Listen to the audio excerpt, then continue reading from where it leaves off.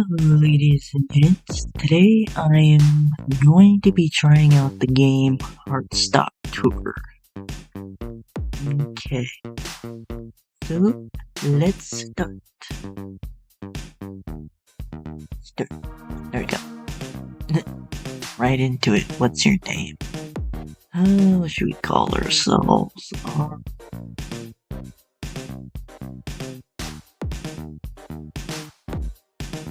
You know what? Let's just do this. Question mark. Question mark. That's our name. Enter. What are your pronouns? You can be a girl, a guy. Should we make it a yaoi? Should we make it a regular one?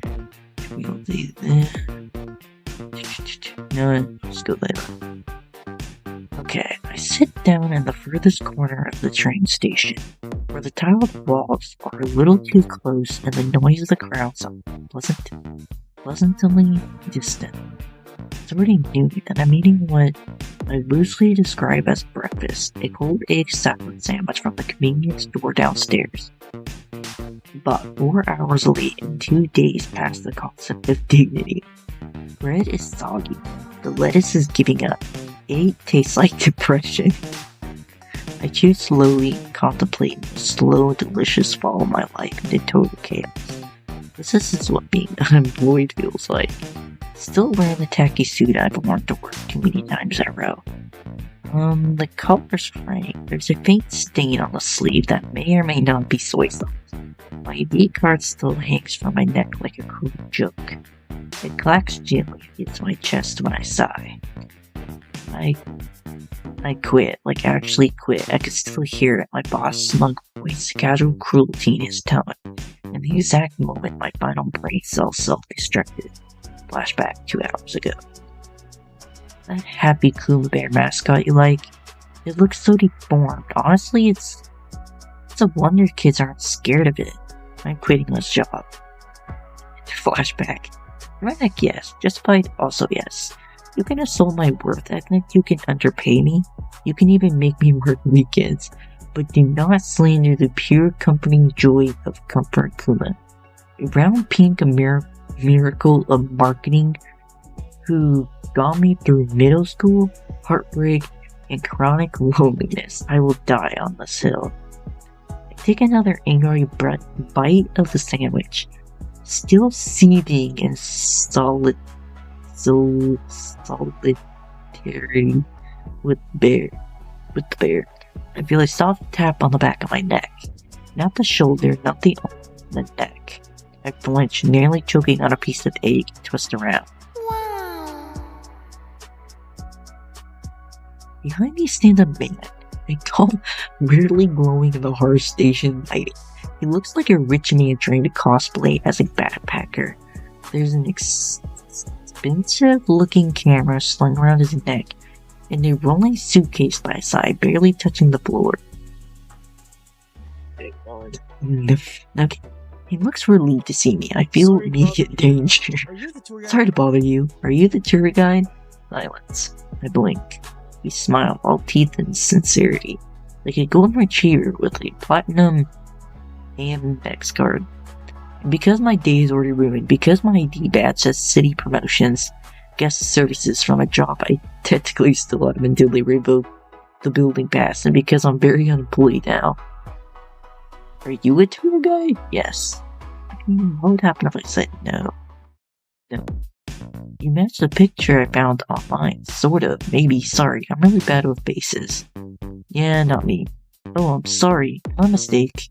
He gives me a sheepish bow and stumbles backward, nearly knocking into recycling bins. The bin wins. Have a good day. And then he's gone, just like my job, my last paycheck, and my sanity. I sigh, crushing crumbs off my blazer. I've been unemployed for 1 week and I'm already talking to strangers for entertainment. I should go to the caf. There's no use in me being here.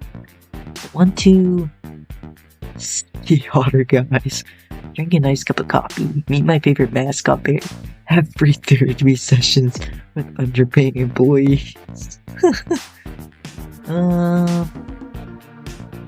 Be my favorite mascot bear. Okay, the cat's quiet today. The usual hum of chatter and background music is replaced with something softer, slower. The comfort Kuma theme, but acoustic, weirdly soothing. I stir my drink aimlessly, eyes fixed on the cartoonish, large paw print cookie on the plate in front of me. A shadow passes by the window. I look up and there he is. It's Comfort Kuma!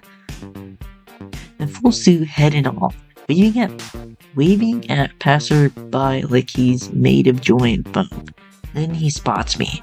He stops midway, tilts his head in that exaggerated mascot way, and waddles up to the window. Slowly, carefully, he taps the glass. I blink. He points at me. Then with both paws, he mimics chewing and holds an invisible spoon. Then gives a dramatic thumbs up. Oh. I know, right? Cookie's a little stale today. He nods and gently pats his own chest and gives me 2 thumbs up again. I wave at him a little awkwardly. He gives me one last enthusiastic nod before waddling off down the sidewalk again, arms swinging. June appears beside me like a tired ghost. You two bonding now? What? No, I mean he's just out there doing his bear thing. He wipes down the counter, not looking at me. I look back at the window. Kuma's still outside, high-fiving a kid and tripping over a flower pot. The kid laughs, so does Kuma. Yeah. And despite myself, I smile a little. He's kinda stupidly cute, stupid. I'll go stupidly cute. He's paid to be. I nudge the cookie closer to the edge of the plate. Still, he cheers me up. That's the job. But it feels like more than that. Because today I feel like a deflated balloon in a room full of sharp objects, and somehow a pink bear in the middle of the street made it a little easier to breathe. I pressed my finger to the glass, watching him stumble after a flying balloon. It got late and I decided to go home. My apartment is small, slightly cluttered, and smells faintly of instant noodles and old office supplies. The suit jacket I wore to my old job is draped over the back of a chair, still wrinkled from sitting on a train station bench too long. I kick off my shoes, toss my bag onto the couch, and collapse face first into a sea of slightly mismatched cushions. Ugh. Everything hurts, my legs, my back, my ego. I roll onto my side, grabbing my phone off the coffee table. I scroll through social media without seeing anything. I pause on a blurry photo of Comfort Kuma dancing at the cab. I zoom in. It's me in the background, mid bite, crumbs in the air. Perfect. I toss the phone aside. I got big motivated by a mascot bear, and now my only hobby is aggressively bonding with a person in a pink suit. My stomach grumbles. I forgot to eat dinner. I shuffle into the kitchen. There's one sad cup noodle left in the cupboard. I boil water while staring at the fridge, where an old magnet holds a big round drawing from my childhood. A smiling pink bear, big bow, star eyes. I guess I'll go to the cafe again tomorrow. The bell over the door jingles again. June doesn't even glance up from behind the counter. Welcome back, career crisis. You're not even gonna pretend I'm a new customer. You've had the same. I quit my job over a cartoon bear. For 5 days. Not exactly subtle. It was justified resignation. Sure it was. I slid into my regular seat and pull out a notebook I haven't written for 3 years. I mostly doodle. I sad little bear, a sandwich, a speech bubble that says send help. The door jingles again. Comfort Kuma waddles in. Not the cardboard cutout, the real one, pink, fluffy, smiling forever. He makes a beeline for me.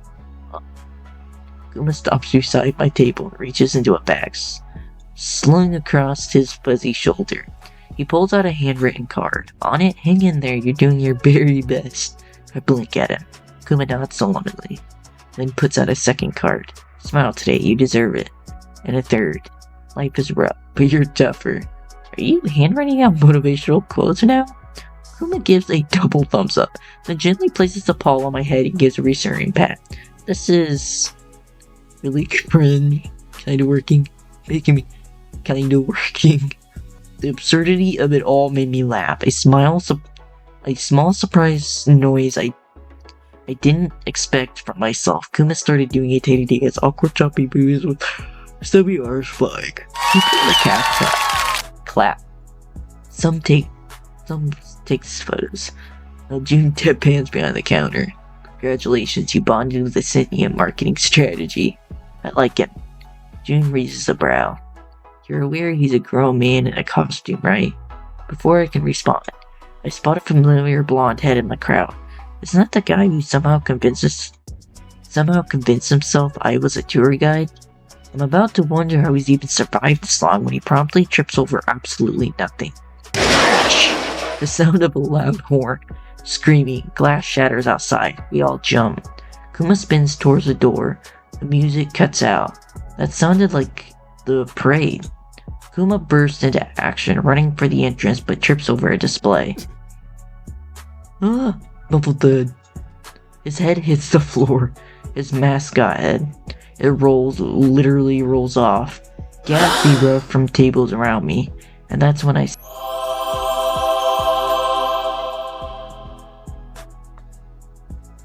under all the foam and fluff is a guy with dark tousled hair, half a bear print hoodie clinging to his shoulder, and the most deadpan I can't believe this is my life expression I've ever seen.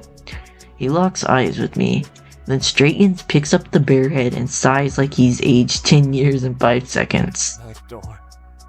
Back door. Now. Excuse me? There's a crowd outside with phones, and one of them already saw me cry. I need like 5 minutes of invisibility and a paper bag to breathe into. June casually points to the storage room. Doors open. Good luck, Riku.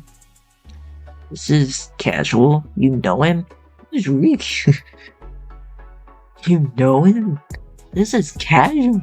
You know him? You think the bear just wanders in off the street? Riku clutches the bear head tighter.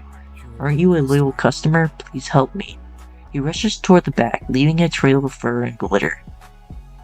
What should I do? Ignore the guy. I'll go with him. With a resigned sigh, I stand, push my chair back, and follow a trail of stray pink fur. The storage room smells like coffee grounds and lemon cleanser. Riku's already wedged himself into a corner behind some stacked boxes. Mascot head cradled in his lungs like a wounded pet. He doesn't look up when I step inside. Riku drags a hand down his face.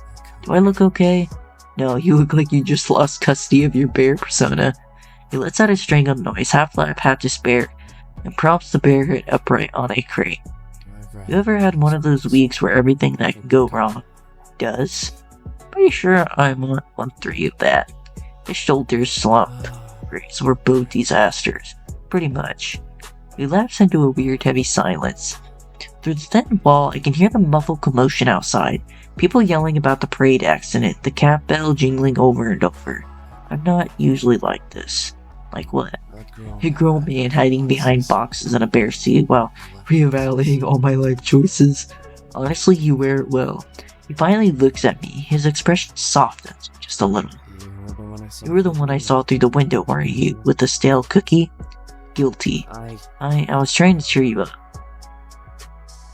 You know what? You didn't. Sounds mean. So I'll just say you did. He blinks as if I can't speak. He blinks as if that hadn't occurred to him. Really? Yeah, I don't know why. You're just stupidly cute. You.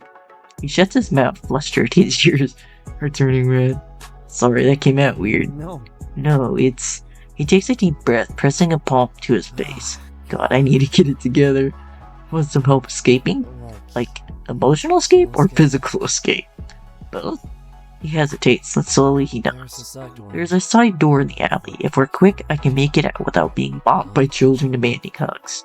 Sounds like a plan. Riku sits... Whoa, he's like out of his outfit.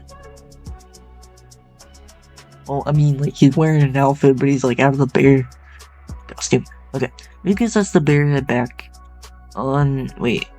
Riku sets the bear head back on his hands and pushes himself up. He's taller without all the fluff. He opens the door. A crack and peeks out. Coast looks clear. Coast looks clear. You coming? Yeah, let's go. We step out the side door into the warm night air. The alley is blessedly empty except for a stray cat rummaging in a bed. Riku walks a few steps ahead. Thanks for not laughing or filming. You're welcome, though I can't promise I won't laugh about it later. He lets out a quiet laugh himself. The sun is bright, reminding me of how early it is. There. He stops beside a small hatchback with a faded bumper sticker that says, "Keep calm and bury on." So you're the person who's been cheering me up every day. He gently giggles, shining brightly. Off the clock, I'm just Riku. Riku. He looks over, searching my face for... Sorry, I had to cough. Nice to officially meet you. Okay, without all this. He gestured to the disassembled mascot parts he's holding. Nice to meet you too, without crumbs all over my face. Why did you call me here? I kinda wanted to look cool in front of my loyal customer, who was kinda really cute. Riku rubs back his neck, looking away like he regrets every word the second thing we visit. Repeat that? Forget I opened my mouth. So we both think So, I think he's stupidly cute, and then he thinks I'm cute. Okay. But I don't want to. There's something about the way he stands there, still holding a piece of the bear head like a shield. That makes my chest feel a little tighter, a little warmer. I'm holding my decapitated head. Isn't it a little odd? Silence stretches between us, not uncomfortable, not empty, just quiet.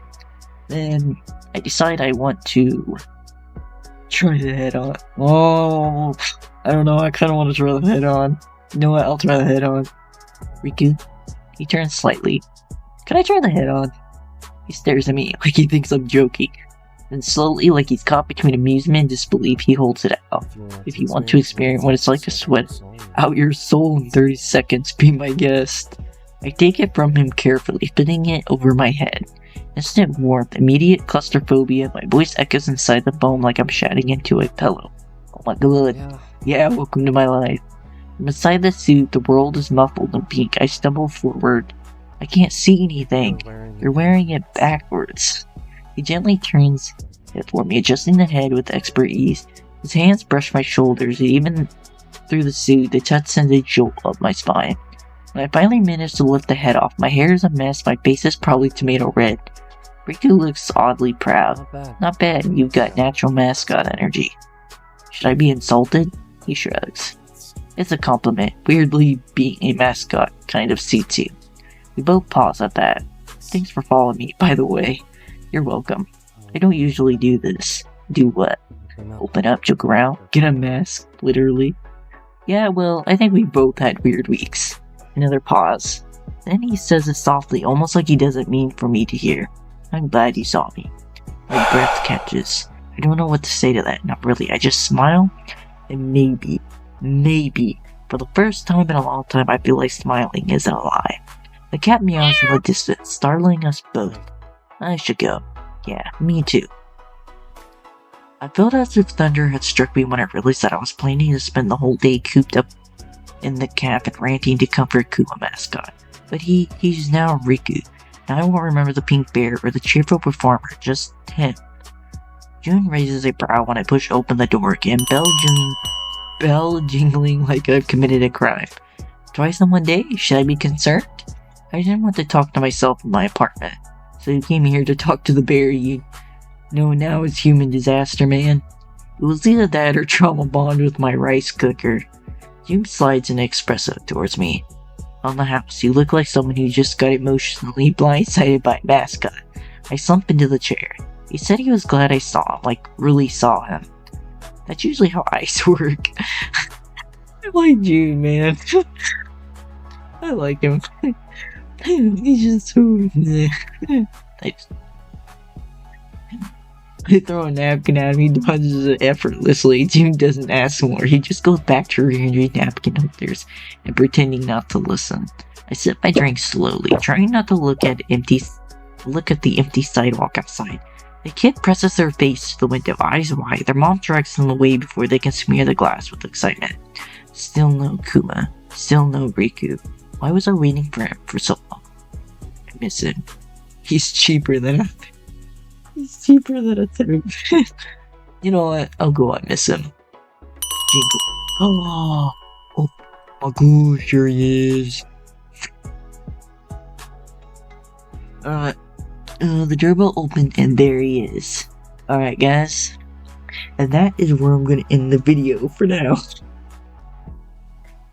Tune in for a part 2. See you next time. Bye.